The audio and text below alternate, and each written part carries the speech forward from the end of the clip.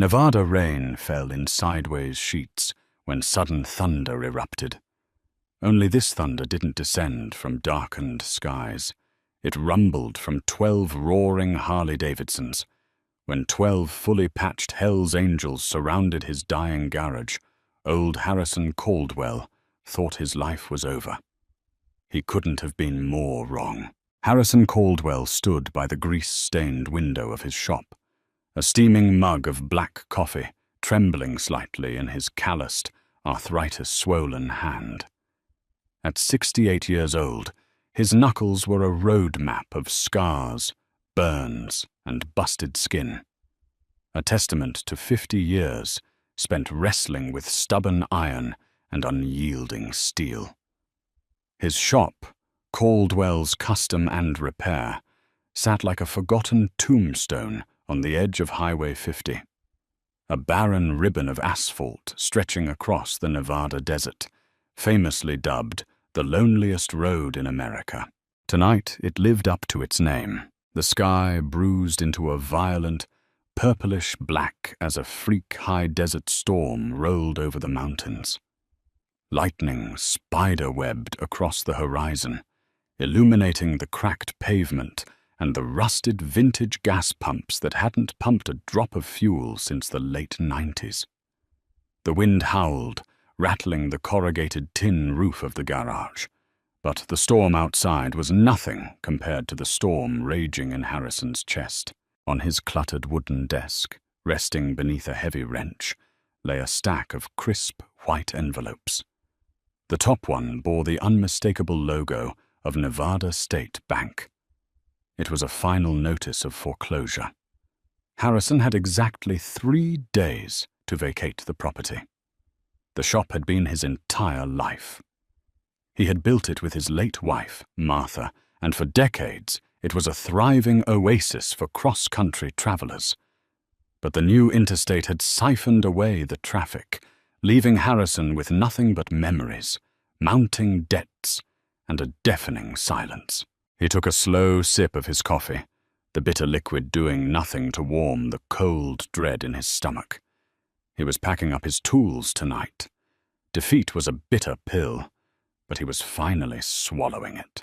Suddenly, the low rumble of thunder seemed to sustain itself, growing into a mechanical, rhythmic roar that vibrated through the cracked concrete floor.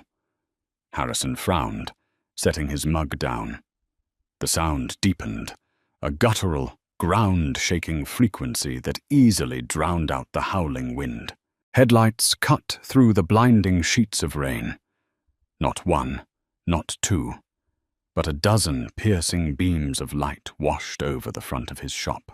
Harrison instinctively backed away from the window as the convoy pulled off the highway and into his muddy gravel lot. They didn't park. They swarmed. 12 massive, custom-built Harley-Davidson motorcycles circled the perimeter of his gas pumps, their engines idling with a menacing, synchronized chugging that sounded like a pack of angry beasts. As the riders killed their engines, the sudden silence was replaced by the heavy thud of thick leather boots hitting the gravel. Harrison's breath caught in his throat. Even through the rain-streaked glass, he could see the patches on their backs, the winged death head, the bold, arching red letters on a white background. Hell's Angels. Below it, the bottom rocker read, California. These weren't weekend warriors looking for a dry place to smoke a cigarette. This was a fully patched outlaw motorcycle club, far from their home turf, riding through one of the most desolate stretches of the country in the middle of a torrential downpour. Panic, sharp and cold, spiked in Harrison's chest. He was alone. The nearest sheriff's deputy was 50 miles away in Austin, and with the storm knocking out the landlines earlier that afternoon, there was no way to call for help even if he wanted to. Through the pouring rain, the largest of the bikers, a mountain of a man, wearing a soaked denim vest over a thick leather jacket, pointed a heavy, gloved finger directly at the glowing neon "Open" sign still buzzing faintly in Harrison's window.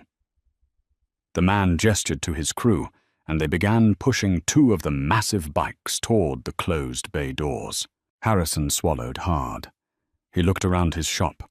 He could turn off the lights, lock the heavy deadbolt, and hide in the back office. They might break a window, maybe steal some tools, but they would eventually move on.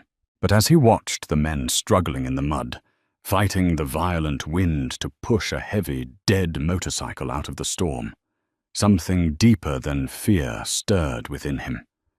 It was the same stubborn pride that had kept him opening the doors of a failing shop for the last 10 years. He was a mechanic. If someone was broken down on his stretch of road, it was his duty to help them, no matter who or what they were. Taking a deep breath, Harrison walked over to the heavy iron chain of the bay door. He grabbed it with both hands and pulled. The rusted gears shrieked in protest as the heavy door rolled upward and letting in a blast of freezing rain and the overwhelming scent of wet leather, exhaust, and ozone. 12 pairs of eyes snapped toward him. "Bring 'em in!" Harrison shouted over the roar of the wind, stepping back to clear the entrance. "Before you all drown out there." The bikers didn't hesitate. They muscled the two disabled Harleys over the concrete lip and into the warm yellow light of the garage. The rest of the crew followed, shaking off the rain like a pack of wet wolves. The smell of damp leather and hot engine oil immediately filled the enclosed space. Harrison stood by his toolbox, wiping his hands on a greasy rag, trying to maintain an air of calm he absolutely did not feel. Up close, the men were even more intimidating. Tattoos snaked up their necks and across their knuckles. Their faces were weathered, hardened by thousands of miles of wind and road. The leader, the massive man who had pointed at the window, stepped forward. He pulled off his soaking wet bandana, revealing a bald head covered in intricate ink and a thick graying beard that reached his chest. His eyes, a piercing shade of pale blue, locked onto Harrison. "Appreciate the open door, old man," the leader rumbled. His voice was like grinding gravel. "Name's William. My brothers call me Bones." "Harrison," the mechanic replied, offering a stiff nod. He didn't extend his hand, and Bones didn't offer his. "What seems to be the problem?" Bones turned and gestured to the two bikes parked in the center of the bay. "Hit a patch of washed-out road about 5 miles back, completely invisible in this downpour. Snake went down hard, blew out his front tire, bent the rim, and snapped his clutch cable. Winston over there tried to swerve to avoid him, laid his bike down, and cracked his primary cover. We're leaking oil and dead in the water." Harrison walked over to the bikes, his mechanical instincts taking over, momentarily overriding his fear. He knelt beside the first bike, running his scarred fingers over the bent steel of the front rim. He then moved to the second bike, inspecting the cracked aluminum of the primary casing, where a dark puddle of oil was already forming on his floor. "You're not going anywhere tonight," Harrison said bluntly, standing up. "That rim is shot. I'll have to heat it, hammer it back into true, and weld a reinforcement. The tire is shredded. As for the primary, I can weld the crack and seal it, but it's going to take hours. And I don't have a spare clutch cable for a bike this custom. I'll have to fabricate one." A younger biker, tall and wiry, with a spiderweb tattoo on his elbow, scowled. "We don't got hours, man. We need to be in Salt Lake by tomorrow afternoon." Bones raised a single massive hand, and the younger biker instantly fell silent. "Can you fix him, Harrison?" Bones asked, his pale eyes narrowing. "We got cash. We pay our debts." Harrison looked at the towering outlaw, then at the dripping, exhausted men standing around his shop. He looked at the stack of foreclosure notices on his desk in the background. The irony wasn't lost on him. He was losing everything. Yet here he was, about to spend his last night in his shop, saving a pack of outlaws. "Pull the bikes onto the lifts," Harrison said, turning his back to them and opening his heavy red snap-on toolbox.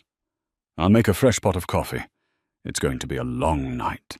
For the next 4 hours, the garage was a symphony of mechanical resurrection. Harrison moved with a fluidity and grace that defied his age.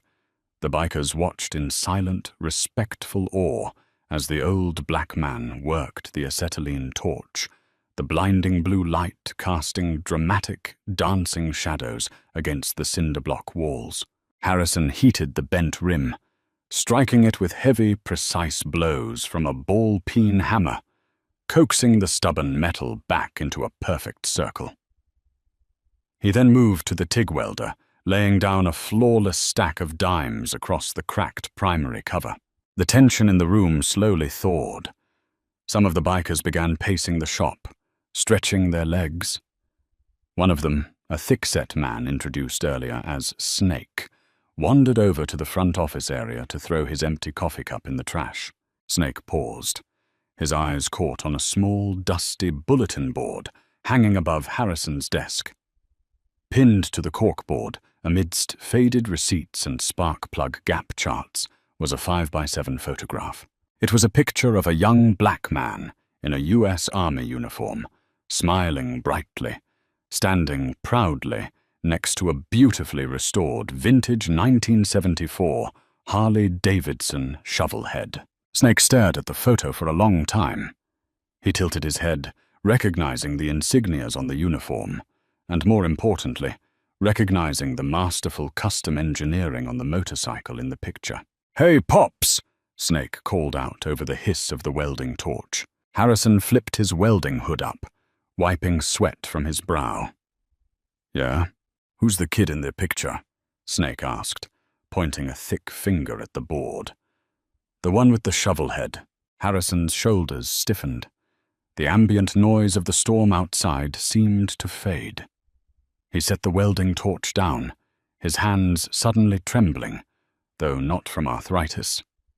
He walked slowly over to the office area, stopping next to the biker. "That's my son," Harrison said quietly, his voice carrying a heavy, undeniable grief. "Caleb."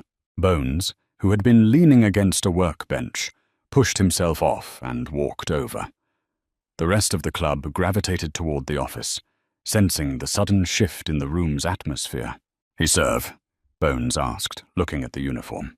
"2 tours in Afghanistan," Harrison said, his eyes fixed on the smiling face of his boy. "He was an army mechanic. He could fix anything that moved.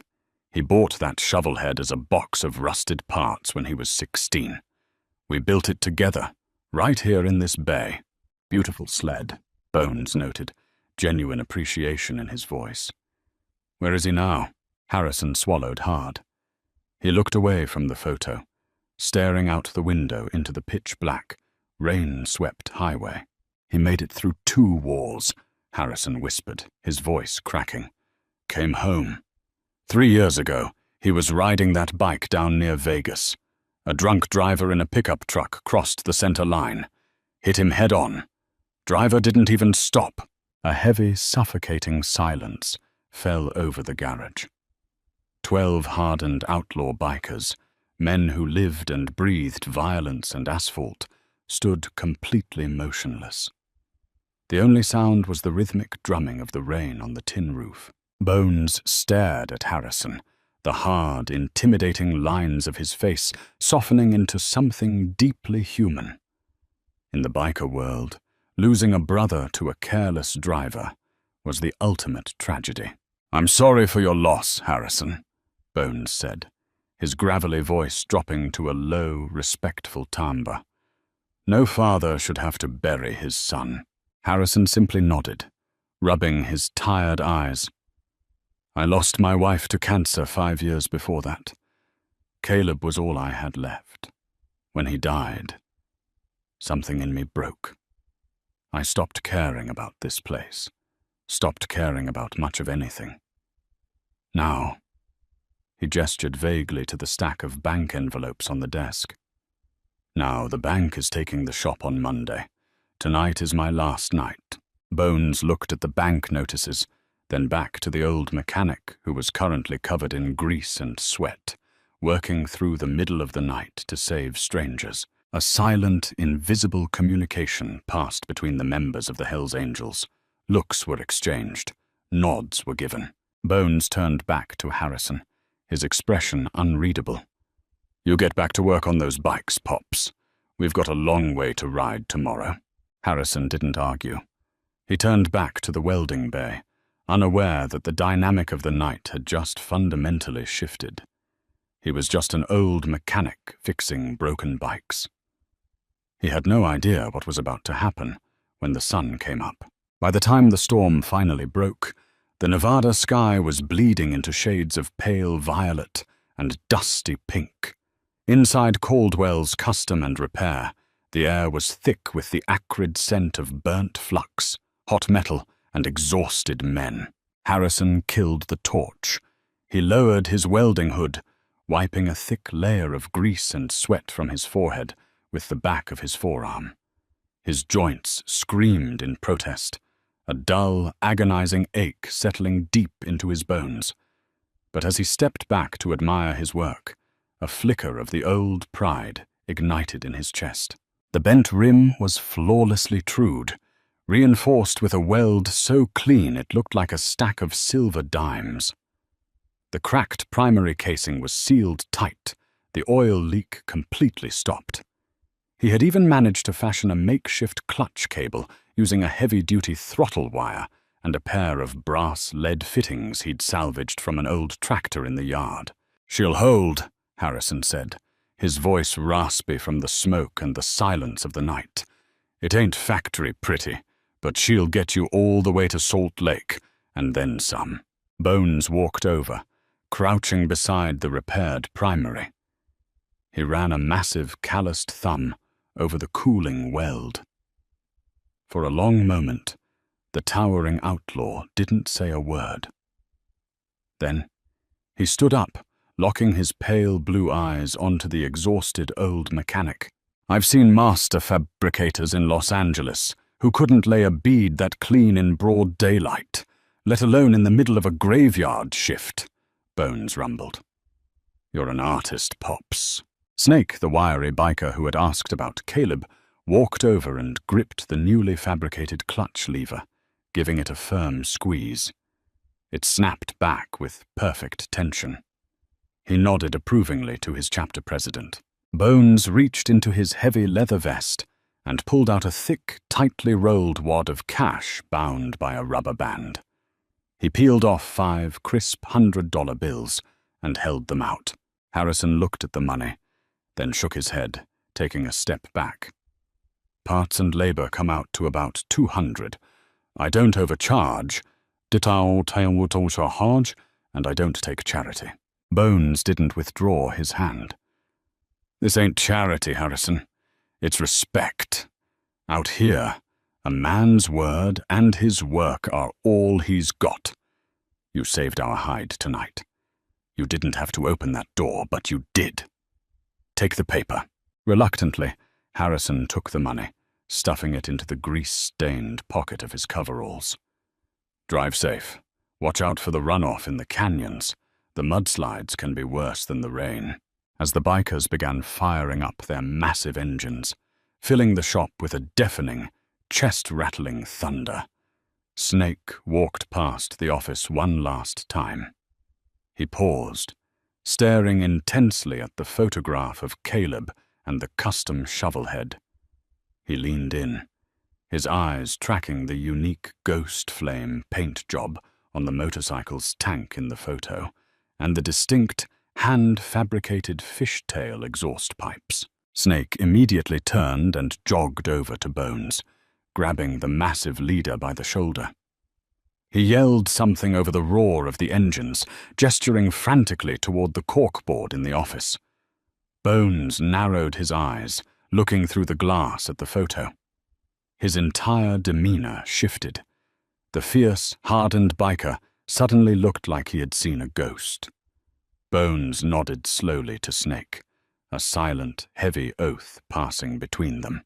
Harrison watched from the bay doors as the 12 Harleys rolled out into the crisp, cold morning air.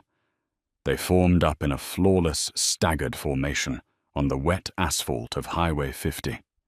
Bones raised a fist into the air, gave a sharp blast of his horn, and the pack tore off down the road, quickly disappearing into the rising sun. The silence that followed was suffocating. Harrison walked back into his shop. The adrenaline that had fueled him through the night abruptly vanished, leaving nothing but the crushing weight of reality. He reached into his pocket and pulled out the $500.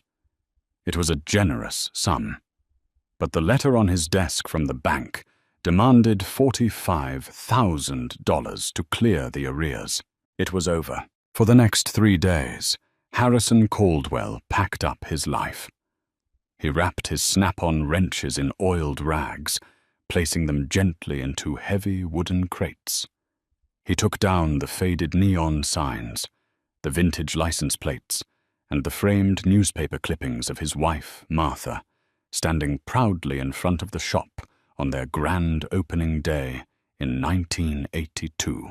Every tool he touched, every drawer he emptied, felt like pulling a tooth. This shop was his sanctuary. It was where he had taught Caleb how to bleed brakes, how to set the timing on a V8 engine, and how to be a man. Now it was just a cold, empty cinder-block shell. By Monday morning, the garage was stripped bare. Harrison sat on an overturned milk crate near the open bay doors, nursing a lukewarm cup of coffee. The bank representative, a sharp-suited man named Mr. Wallace, was scheduled to arrive at 9 o'clock sharp with the sheriff's deputy to hand over the final eviction papers and change the locks. Harrison looked at his watch. It was 8:45 a.m. He closed his eyes, listening to the desolate wind howling across the empty Nevada highway. He was ready. He had nothing left to fight with. But then the wind changed. At first, Harrison thought it was an earthquake. The concrete floor beneath his boots began to vibrate, a low, sustained tremor that rattled the empty coffee cup in his hand. He stood up, frowning, and walked out onto the cracked gravel of his parking lot. Down the eastern stretch of Highway 50, a dark cloud was forming on the horizon. But it wasn't a storm. It was a wall of chrome, black leather, and glaring headlights. The low rumble swelled into a deafening, apocalyptic roar. Harrison's breath hitched in his throat. It wasn't 12 bikers.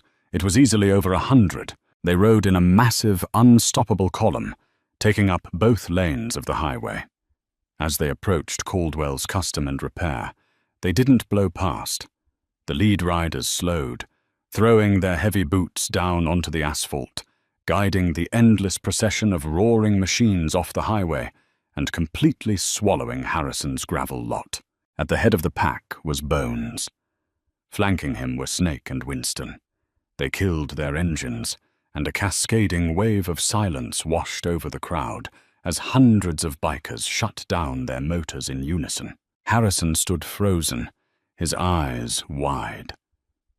Behind the sea of motorcycles, a large, custom black flatbed truck rumbled into the driveway, coming to a halt directly in front of the open bay doors. Bones dismounted, his heavy boots crunching loudly on the gravel. He walked directly toward Harrison.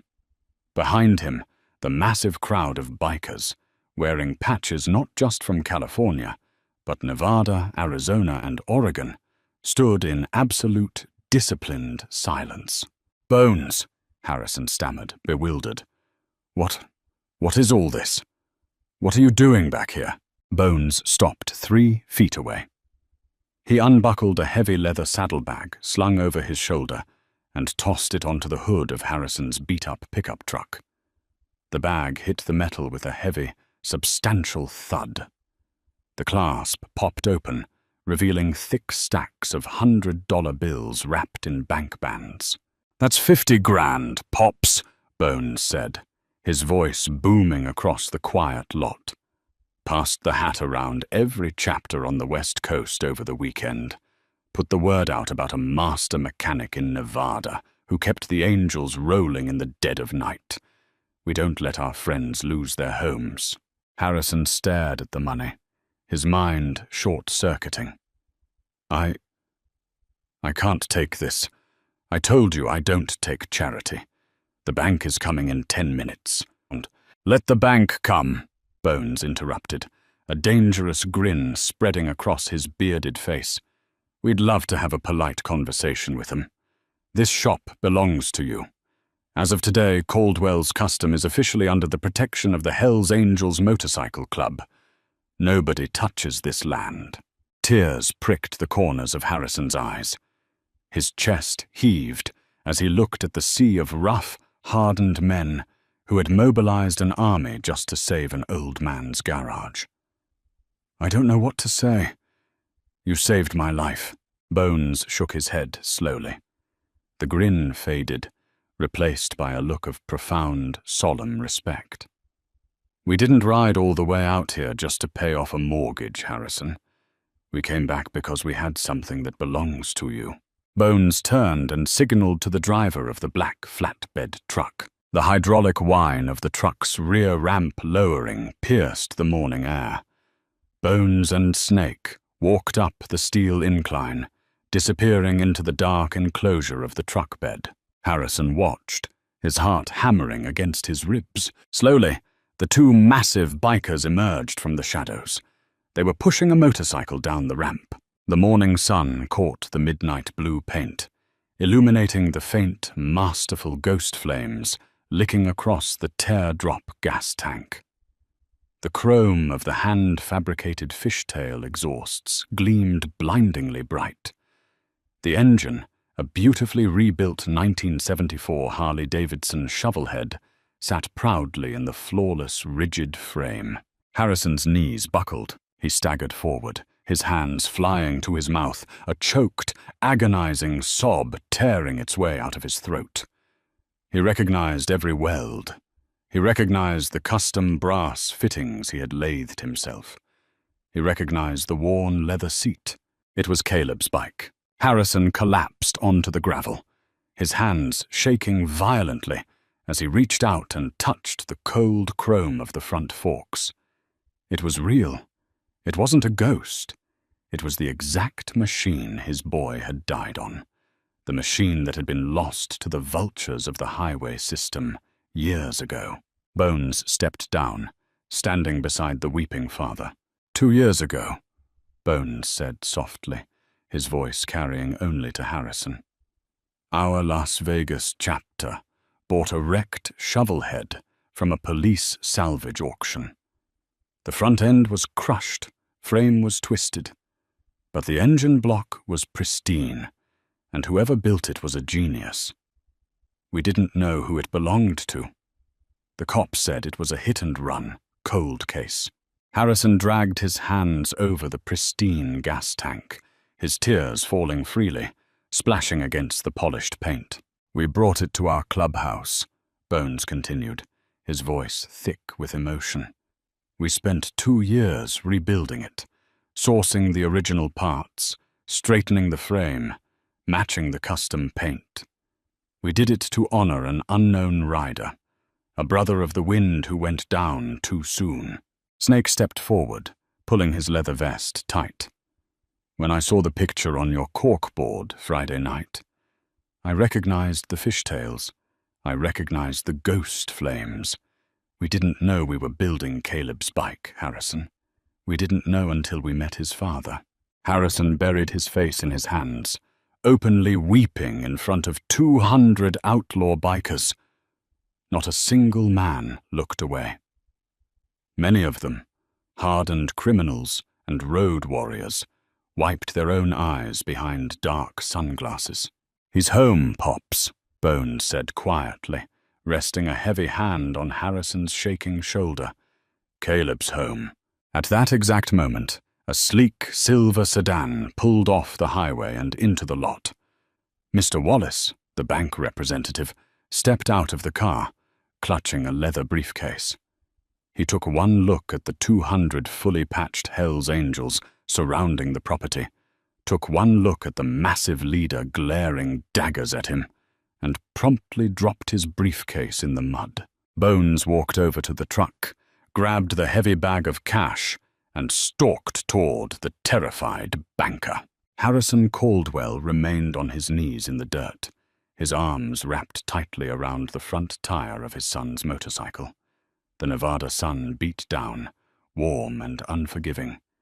But for the first time in years, the coldness in Harrison's soul was entirely gone. He had lost his family to the cruelty of the world. But on the loneliest road in America, the universe had sent thunder in the night, and an army of outlaws had brought his family back. Sometimes heroes don't wear capes. Sometimes they wear leather, ride Harleys, and carry the weight of Brotherhood on their backs. Harrison's incredible journey reminds us that true family can be found in the most unexpected places. If this emotional story of respect, redemption, and a father's love brought a tear to your eye, please hit that like button. Share this video to spread the message that kindness still exists, and subscribe for more unforgettable real-life stories. Blood was still drying under her fingernails when the FBI kicked in the clubhouse door. She had just traded the only man who ever truly loved her for a brother she swore to protect. But the worst part of betrayal isn't the guilt. It's finding out you destroyed everything for a lie. The neon sign of the Bakersfield Memorial Hospital emergency room flickered in the relentless November rain, casting a sickly red glow across the wet pavement. Sarah Hayes was on hour 14 of a grueling 12-hour shift. At 28, she had seen enough gunshot wounds, overdoses, and shattered femurs to numb her to the chaos of Friday nights in California's Central Valley. She was a woman who kept her head down, worked hard, and carried a heavy cross, her younger brother, Tommy. Tommy was the only family Sarah had left. He was also a black hole of bad decisions, gambling debts, and whispered promises of, "This is the last time, Sarah, I swear." At 2:15 a.m., the ER doors blew open, and the chaos shifted from a low hum to a deafening roar. 4 massive men in heavy leather cooties barged into the trauma bay. The stench of motor oil, stale tobacco, and fresh coppery blood filled the sterile air. On the back of their vests, the iconic winged death head stared out beneath the arched top rocker. Hell's Angels. The bottom rocker read California. At the center of the imposing group was Jackson Cole. He was the president of the local charter, a man whose name was spoken in hushed, nervous tones by the local beat cops. He was 6'3" of scarred muscle, intricate ink, and cold, calculating authority. But right now his right hand was clamped over his left ribs, blood seeping through his fingers and dripping steadily onto the pristine white linoleum. "We need a doctor, now," one of the men, a heavily bearded biker whose patch read Sergeant at Arms, barked at the triage desk. The attending physician froze, visibly intimidated. Sarah didn't hesitate. She grabbed a trauma kit and stepped directly into the circle of giants. "Get him on bed 3. Move," she ordered, her voice cutting through the testosterone and panic. Jackson locked eyes with her as his brothers helped him onto the gurney. His eyes were a striking, piercing grey, unnervingly calm for a man who had just taken a knife to the ribs. "You always order men around like that, darlin'?" Jackson grunted, wincing as Sarah unzipped his leather vest and carefully cut away his blood-soaked t-shirt. "Only the ones bleeding all over my floor," Sarah replied evenly, pressing a thick gauze pad against the laceration. It was a deep slice, missing the lung by a fraction of an inch. "You're lucky. A 1/4 inch deeper, and you'd be blowing bloody bubbles."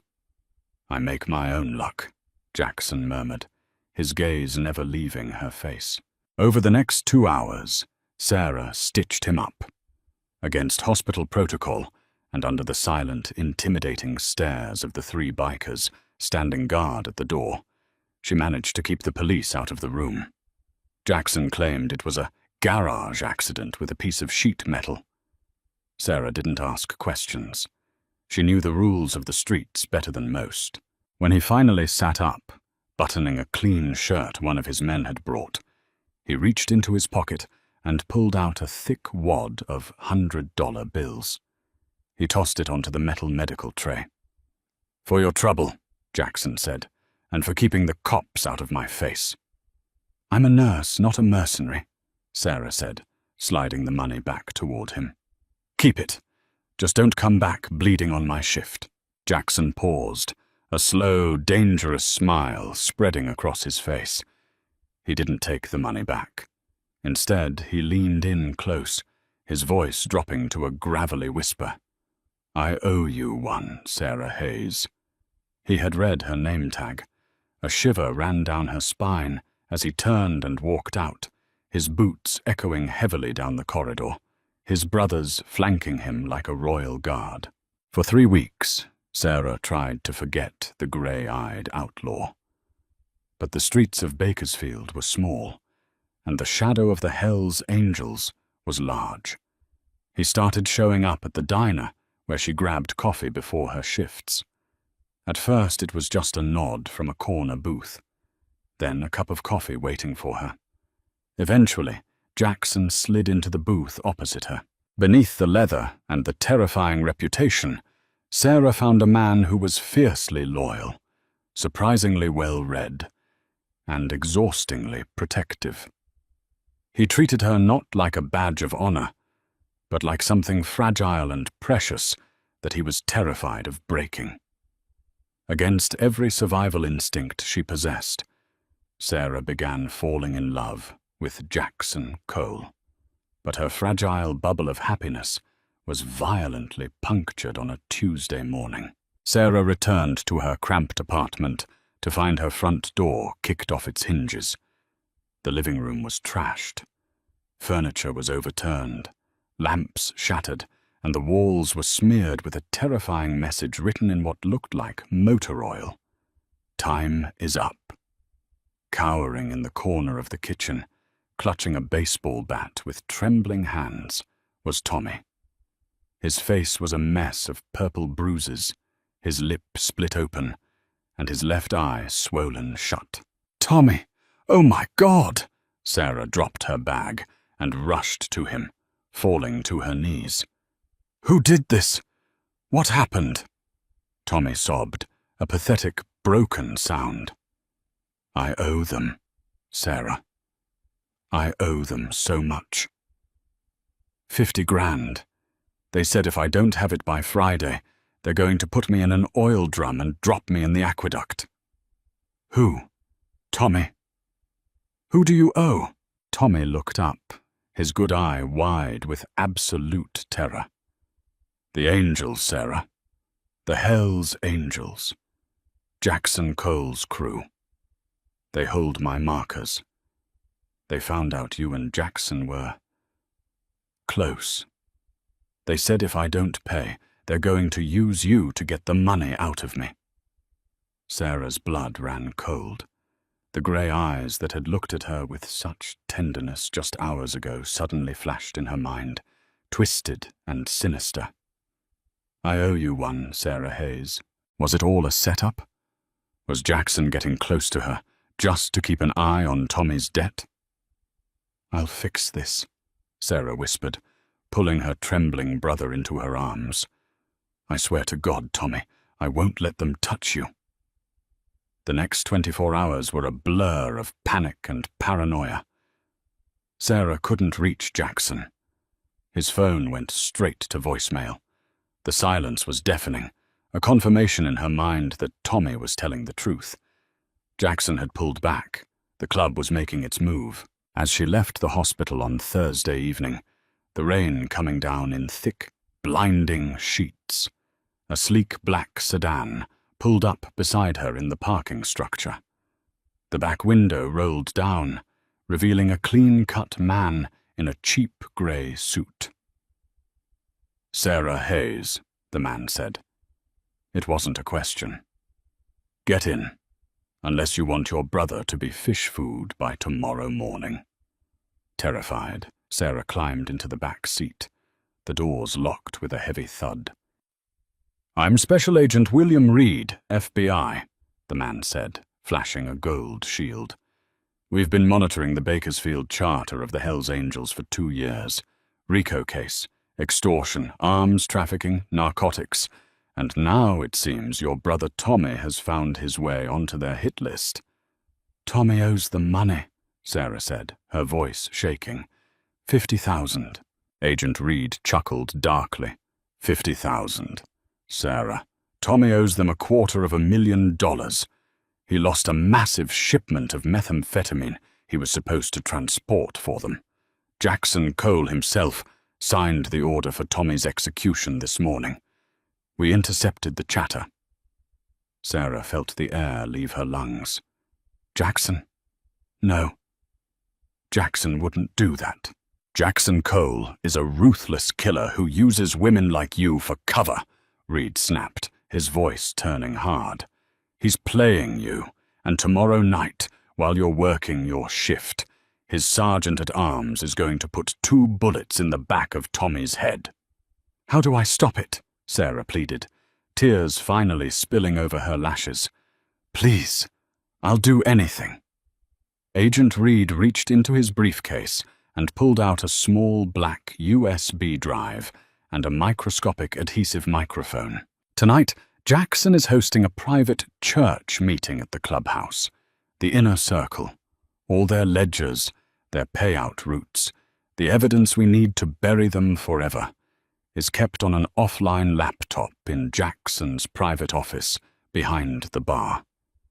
I need you to go to him. Tell him you want to see him. Use your connection. While he's asleep, plug this drive into the laptop.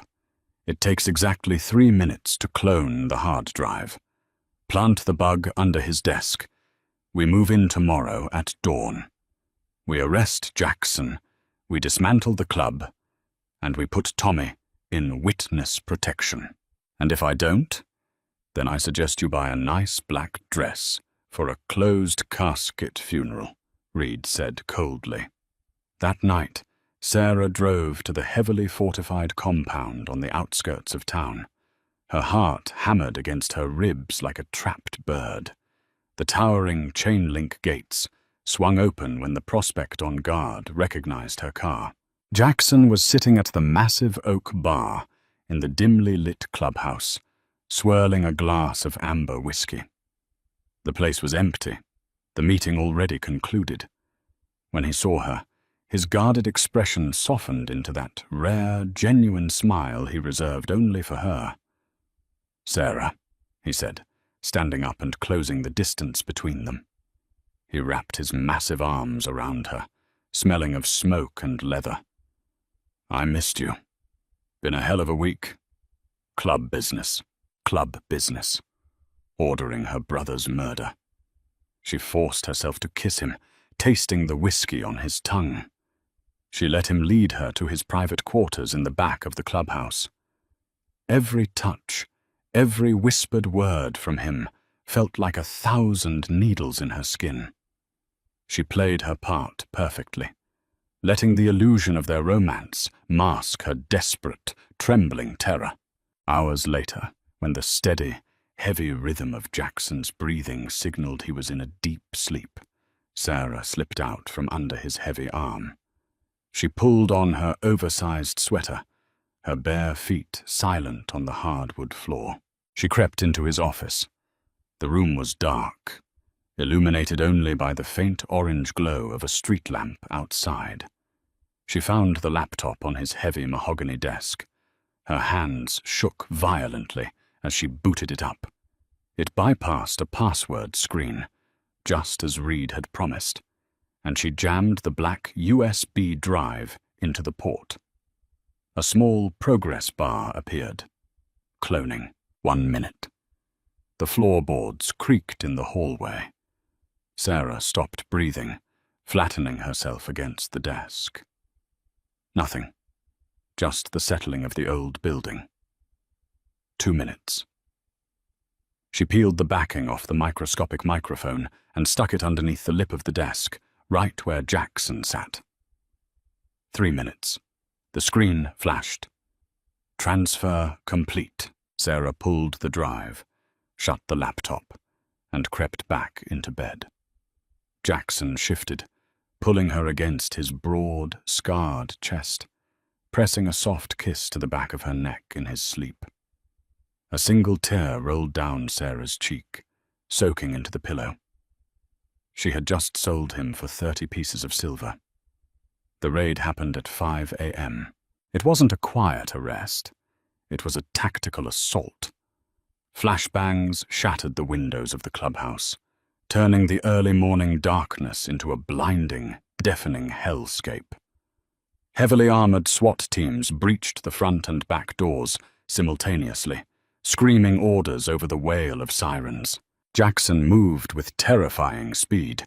Before Sarah could even process the noise, he had thrown her to the floor, covering her body with his own, shielding her from the flying glass and potential crossfire. He had a Glock in his hand in a fraction of a second, aiming at the splintering door. "Jackson, drop the weapon," a voice boomed over a bullhorn. "FBI, put it down." Jackson froze. He looked at the laser sights dancing across his chest. Then he looked down at Sarah. She was crying hysterically, pulling the covers up to her chin, unable to meet his eyes.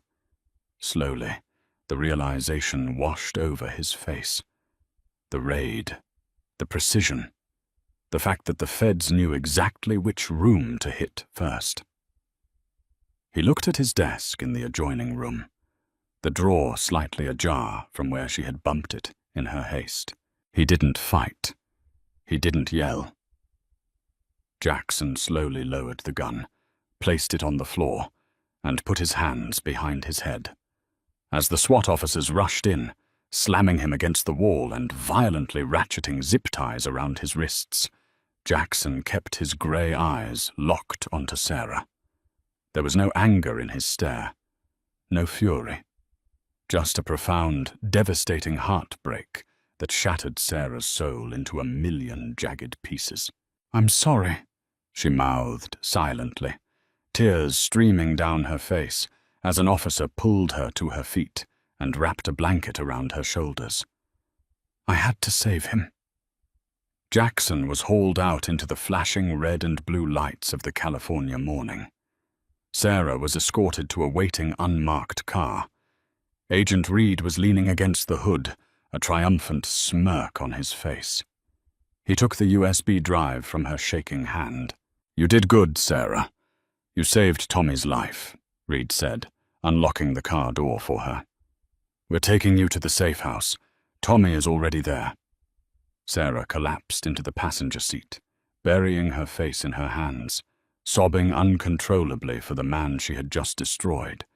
But as the car pulled away from the ruined clubhouse, leaving Jackson Cole's life in ashes, Sarah Hayes had no idea that the real nightmare hadn't even begun. The truth was waiting for her at the safe house, and it was going to destroy her. The unmarked sedan tore through the desolate stretches of Highway 58, leaving the neon glow of Bakersfield far behind. The rain had stopped, replaced by a suffocating, dense morning fog that clung to the asphalt like a shroud. Sarah sat in the passenger seat, her body trembling with a cold that radiated from her bones. The image of Jackson Cole, the way he had shielded her with his own body before surrendering to the tactical team, burned behind her eyelids. Agent William Reed turned the steering wheel sharply, navigating the car down a cracked, unpaved driveway, hidden behind a grove of dead Joshua trees. At the end of the dirt road sat a dilapidated, single-story stucco ranch house, the supposed FBI safe house. "We're here," Reed said, his voice unusually flat, devoid of the authoritative urgency he had carried all night. Sarah unbuckled her seatbelt with shaking hands. "Is Tommy inside? Is he safe?" Reed didn't answer. He simply cut the engine, stepped out of the vehicle, and gestured for her to follow. The heavy silence of the Mojave Desert felt oppressive. As they approached the peeling front door, Reed didn't bother with standard protocol. He didn't draw his weapon or check the perimeter. He just turned the brass knob and pushed the door open. Sarah rushed inside, desperate to see her brother, desperate to know that the unimaginable price she had just paid was worth it. The living room was sparsely furnished. A single bare bulb illuminated the space.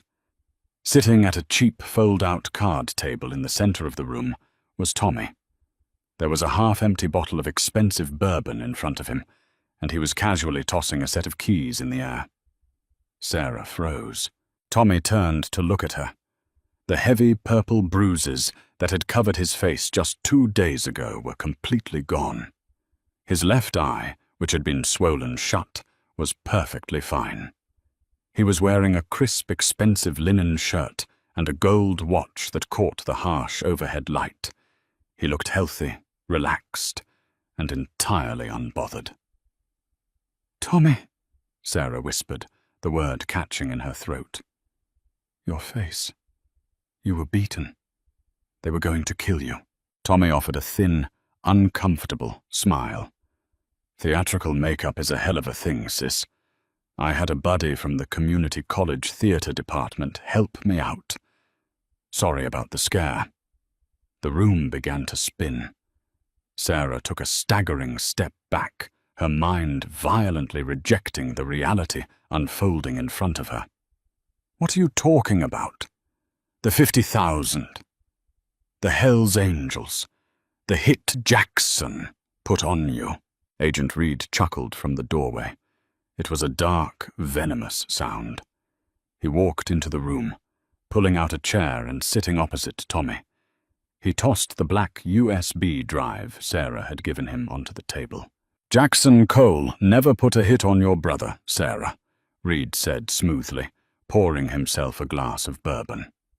"In fact, Jackson runs that charter by the book. The old rules laid down by the legendary Sonny Barger back in the Oakland days. Jackson was heavily against moving the kind of narcotics Tommy was pushing.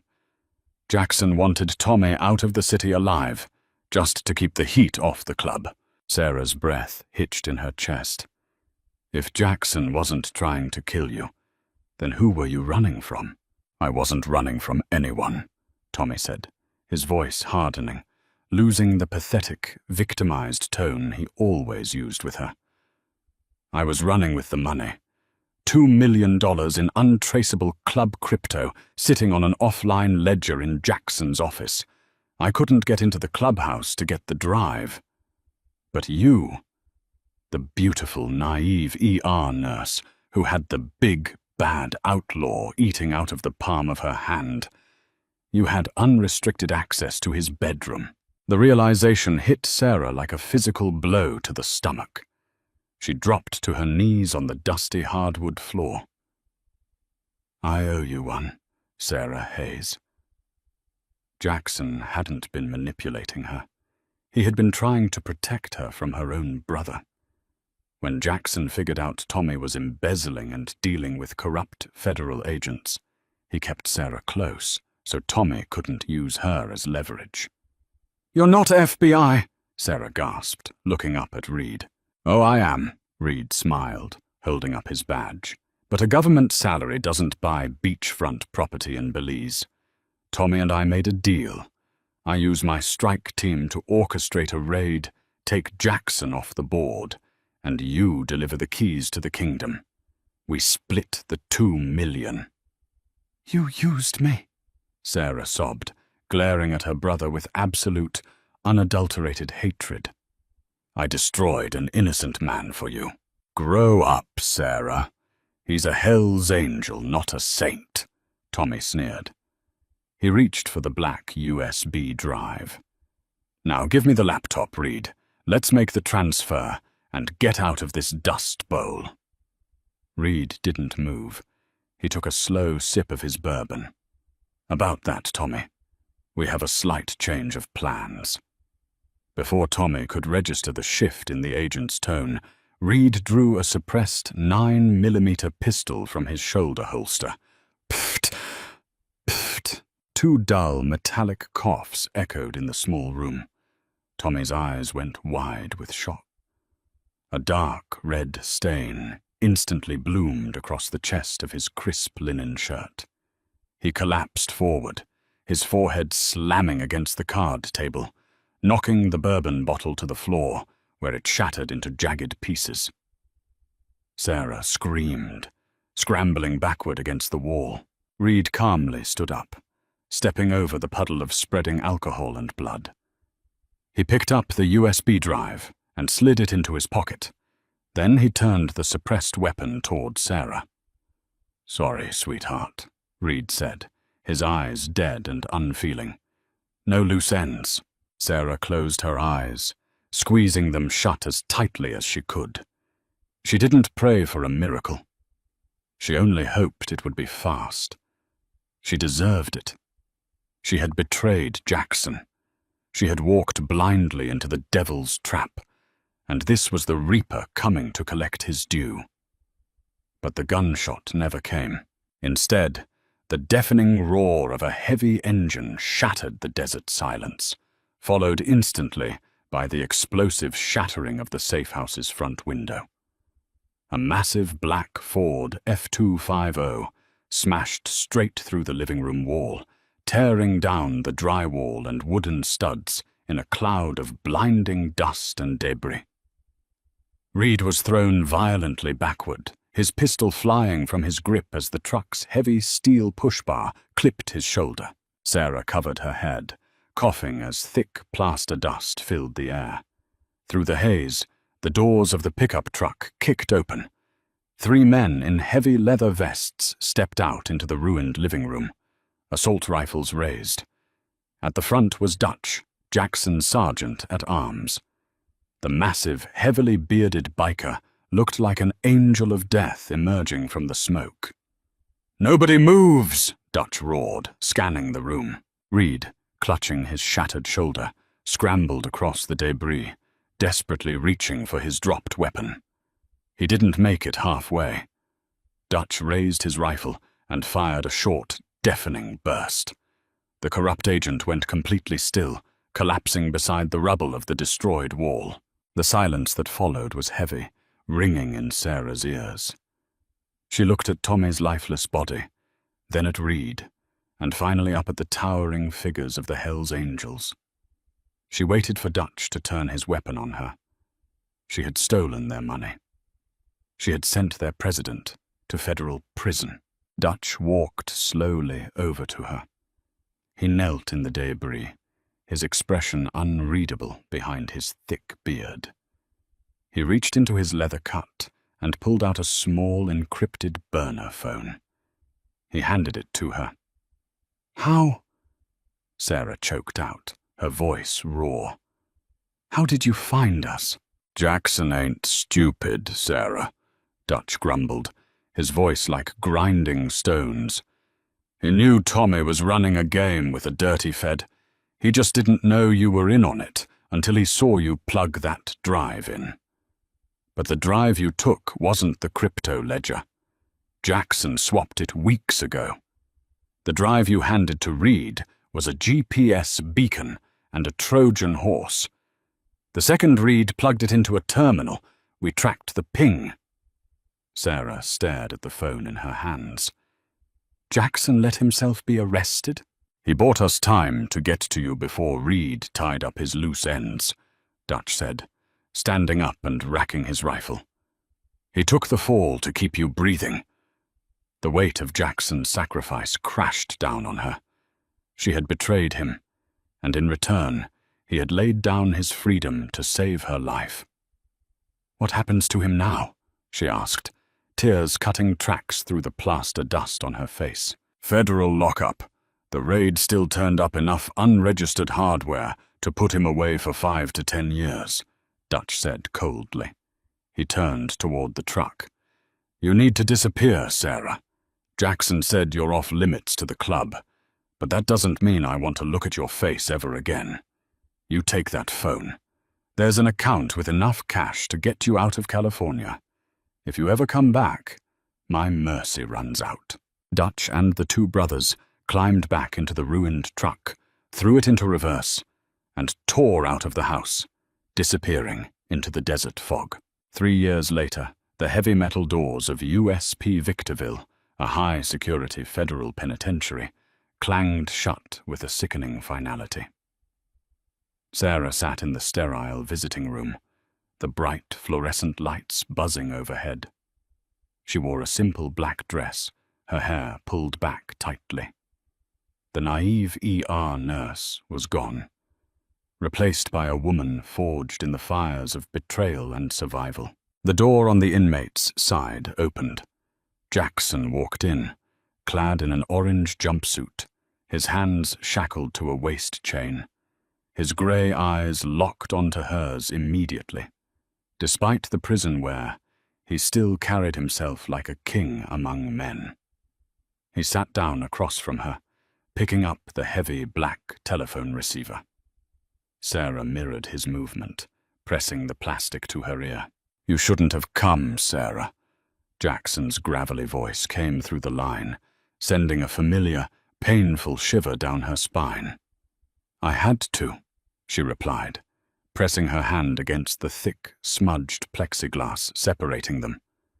"I needed you to know that I'm waiting, for as long as it takes." Jackson looked at her hand, slowly raising his own chained hand to press against the glass opposite hers. A slow, dangerous smile, the one she had fallen in love with all those years ago, spread across his face. "I make my own luck, darling," he murmured. "I'll be seeing you soon." What a tragic end to a tale of blood and betrayal. But the story doesn't stop here. This intense chapter is just one piece of our upcoming, massive 9-part historical drama saga, spanning nearly 10,000 words of gripping, real-life, underworld chronicles. You won't want to miss a single twist as we dive deeper into the shadows. If you were captivated by Sarah's impossible choice, hit that like button, share this video, and subscribe to our channel right now.